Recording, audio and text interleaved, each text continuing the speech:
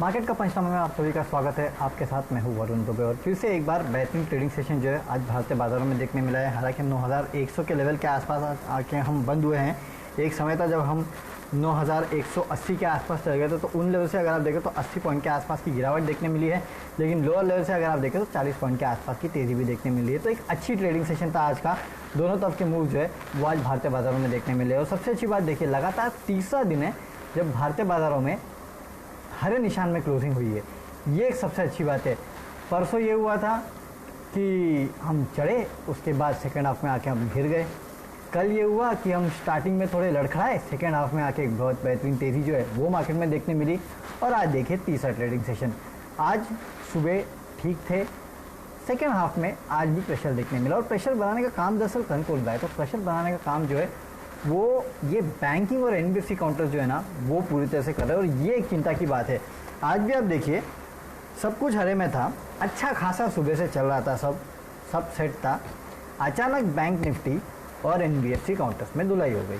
और bank Nifty में भी कहाँ, जो प्राइवेट बैंक्स थे वहाँ सबसे ज़्यादा प्रेशर जो है वो देखने मिला है। तो ये एक दिक्कत की बात है। ये पॉकेट कब सुधरेगा ये पता नहीं, सुधरेगा नहीं सुधरेगा, यहाँ हालात कैसे रहेंगे इसके बारे में बिल्कुल पता नहीं। हालांकि देखिए, मैं आपसे कल यही कह रहा था कि वो जो अनाउंसमेंट हुआ था एनबीएफसी को लेके, उसके चलते कि मार्केट में तेज़ी देखने मिलती, शायद आज प्रॉब्लम जो है वो हो सकता है। तो इसको ध्यान में रख के आपको ट्रेड करना है। बैंक निफ्टी थोड़ा संभाल के ट्रेड करना है। बहुत थोड़ी दिक्कत नज़र आ रही है इस पूरे बैंकिंग सेक्टर में।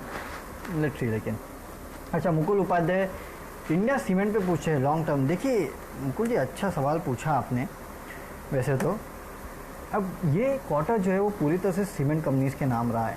आप सीमेंट कंपनीज़ को देखिए किस तरह के गजब के नतीजे इन कंपनियों ने डिलीवर किए। आई मीन कमेंडेबल है ना। इंडिया सीमेंट अभी मेरे ख्याल से इस कंपनी के नतीजे आए नहीं है, तो नतीजे आने वाले हैं। उसके पहले 127 के आसपास ट्रेड कर रहा है।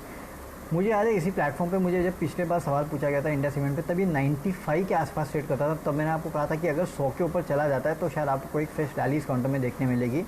चला गया है, 127 के आसपास आ चुका है। जो सीमेंट सेक्टर में रैली है उस रैली में ये काउंटर भी शामिल है। हालांकि अगर आपको सीमेंट सेक्टर में भी बेट लेना है तो बड़े बड़े अच्छे नाम भी है, अल्ट्राटेक जैसे नाम है जिसको आप शायद ज़्यादा सेफली ले सकते हैं लॉन्ग टर्म के लिए।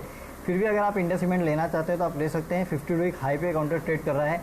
बड़े बड़े दिग्गजों ने इस काउंटर में निवेश किया है, ये आपको याद रखना है। हालांकि मैं आपसे यही कहूँगा कि स्टॉप लॉस के साथ इस काउंटर में ट्रेड करना थोड़ा रिस्की काउंटर है। ये नहीं बोला कि ख़राब काउंटर है, थोड़ा रिस्की काउंटर है, थोड़ा हाई बीटा काउंटर है। कभी भी गिरावट भी आ सकती है। थोड़ा सा इन लेवल्स पे लीजिए, थोड़ा वेट कीजिए। अगर कूल ऑफ होता है तो शायद और ले सकते हैं, नहीं तो इन लेवल्स पे भी लीजिए, लेकिन स्टॉप लॉस के साथ ट्रेड करना। और लॉन्ग टर्म के लिए भी अच्छा है काउंटर, लेकिन इससे अच्छा काउंटर मुझे लॉन्ग टर्म के लिए अगर आप पूछे तो कोई अल्ट्राटेक या श्री सीमेंट जैसे काउंटर लगता है, जहाँ पे मेरा भरोसा जो है वो थोड़ा ज़्यादा है। अच्छा, और देखिए जेके लक्ष्मी सीमेंट पे भी यही कहीं ना कहीं, जेके लक्ष्मी सीमेंट वैसे तो अच्छा काउंटर है, लेकिन उसके ऊपर भी कहीं ना कहीं यही आंसर निकल के आता है। Bank of Baroda long term, Kalpesh Das पूछे हैं कि बैंक ऑफ बड़ौदा में क्या करना चाहिए। देखिए, अगर सरकारी बैंक्स में कोई 2-3 बैंक मुझे पसंद है तो उसमें SBI, bank of Baroda, PNB जैसे नाम थे। लेकिन अब वो लिस्ट मेरे ख्याल से मुझे छोटी करनी पड़ेगी, केवल SBI, no more than that. उसके अलावा कोई भी सरकारी बैंक जो है उसके ऊपर मैं आपको बोलूँगा कि पोजीशन ना ले। ट्रेड करना है, ट्रेड कीजिए। 36 के आसपास का इस कंपनी का जो 52 वीक लो है उसके आसपास ही काउंटर ट्रेड कर रहा है, तो आप चाहें तो इसमें ट्रेड कर सकते हैं। ट्रेड करने से ज़्यादा कुछ करना नहीं है ना। लॉन्ग टर्म के लिए बिल्कुल मत लेना। लॉन्ग टर्म के लिए अगर आपको पोर्टफोलियो में कोई एक बैंक चाहिए सरकारी, तो वो है सिर्फ और सिर्फ एसबीआई। वो भी पूरा पैसा एक साथ मत डालना, थोड़ा थोड़ा करके डालना। थोड़ा पैसा डालिए, रुकिए, उसके बाद थोड़ा और पैसा डालना। 25% से ज़्यादा अपनी निवेश जो है इन काउंटर्स में करना मत। तो पीएसयू बैंक से थोड़ा दूर रहेंगे तो वो आपके लिए ज़्यादा बेहतर होगा। और लेना है तो स्टेट बैंक ऑफ इंडिया से ज़्यादा अच्छा कुछ नहीं है। अच्छा, आईटीसी पे भी यहाँ सवाल पूछे जा रहे हैं कि आईटीसी में आपका करना चाहिए। आपको याद होगा कल मेरे ख्याल से काउंटर 175 के आसपास था, तो मैंने आपको बोला था कि अगर 180 का लेवल ये क्रॉस करता है और उसको ब्रेक करता है तो आपको 200 के आसपास के लेवल देखने मिल सकते हैं। मेरे ख्याल से उस लेवल के आसपास ही आ गया है। देखिए आज 190 तो इसने कर ही दिया। 200 के लेवल के लिए इस काउंटर को ट्रेड कर सकते हैं 180 के आसपास का स्टॉप लॉस रख के, है ना। तो वो इस हिसाब से ट्रेडिंग कीजिए। अगर 200 के बाहर निकलता है तब ये शायद आपको एक नई रैली बनाते हुए दिखाई देगा। कंपनी के जो प्रोडक्ट्स है लेकिन उनको लेके प्रॉब्लम है। इसमें कोई दो राय नहीं है। क्यों? क्योंकि सीधी बात है, अब सिगरेट्स की कब तक दुकान पूरी तरह से खुलेगी, कितनी बिकेगी कितनी नहीं बिकेगी, इसको लेकर अनसर्टेनिटी है। लेकिन कुछ टेक्निकल एनालिस्ट ये भी कह रहे हैं कि इस कंपनी का जो बॉटम आउट हो चुकी है ये कंपनी, तो शायद आपको अच्छे मौके मिल सकते हैं फंडामेंटली भी। बट हाँ, थोड़ा ध्यान रख के ट्रेड करना, दो लेवल्स है वो लेवल्स के ऊपर ध्यान रखना, उसके बाद ही ट्रेड करना। अच्छा, आकाश कुमार बजाज फाइनेंस पे पूछते हैं 600 शेयर 2060 लॉन्ग टर्म। देखिए, बजाज फाइनेंस के जो नतीजे आए थे उसके बाद इस काउंटर में अच्छी खासी तेज़ी देखी गई थी। हालांकि अब इस काउंटर में 1980 के आसपास आया है। 2060 मेरे ख्याल से आपने आज ही लिया है क्या? चलिए, बट हाँ एक बात है, देखिए लॉन्ग टर्म के लिए काउंटर मुझे पसंद है, नो डाउट। 4000 का स्टॉक 2000 हो चुका है, लेकिन दिक्कतें है इस पूरे सेक्टर को लेके। सेक्टर में दिक्कतें कब तक ख़त्म होगी ये पता नहीं, लेकिन हाँ थोड़ा थोड़ा करके एक्यूमुलेट कीजिए। अब आपने 600 शेयर लिए, मुझे पता नहीं आप कितना लेना चाहते थे और 600 शेयर अपने लिए, ठीक है, अब ले लिए हैं तो लेके बैठिए, है ना।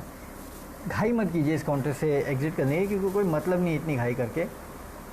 ले लिया है, लेके बैठिए। स्टॉक अच्छा है, यहाँ से रिस्क कम है और रिवॉर्ड ज़्यादा है, तो रखिए, अपने पोर्टफोलियो में रख सकते हैं आप इस काउंटर को। चलिए, इसी नोट पर विदा लेते हैं, क्योंकि आज वैसे भी एक्सपायरी थी और एक्सपायरी के दिन हमको इस तरह का आज देखने मिला दोनों तरफ से, तो अच्छा था। कल याद रखना आखिरी ट्रेडिंग सेशन है, उसके बाद 2 दिन छुट्टी है और छुट्टी के पहले बहुत सोच समझ के आपको ट्रेड करना है, क्योंकि 2 दिन का रिस्क आप लेके जाने वाले हैं। इसके लिए तो उस रिस्क के साथ आपको कल ट्रेड करना है, तो काफ़ी स्टॉप लॉस के साथ आपको जो है कल के ट्रेडिंग सेशन में रहना है। नीचे की तरफ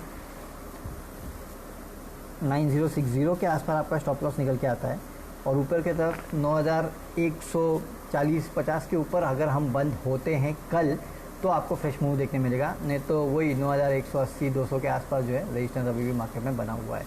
चलिए, इसी नोट पर विदा लेते हैं। कल आपके साथ फिर इसी प्लेटफॉर्म पे जुड़ेंगे आपके बच्चे कुछ सवालों का जवाब देने के लिए। साथ ही साथ हमारे साथ कल सुबह जुड़िएगा 7 बजे, तो ग्लोबल क्यूज़ क्या है ये आपको बताएंगे। इंडियन मार्केट्स के लिए क्या अहम ट्रिगर्स है, कैसे ट्रेड करना है, कौन सी इंपॉर्टेंट और लेवल्स है, ये सब आपको सुबह 7 बजे बताएंगे। और साथ ही साथ इसी प्लेटफॉर्म पे आपके जो बच्चे को जो सवाल है उनका जवाब दे देंगे। तब तक के लिए सी यू, गुड बाय।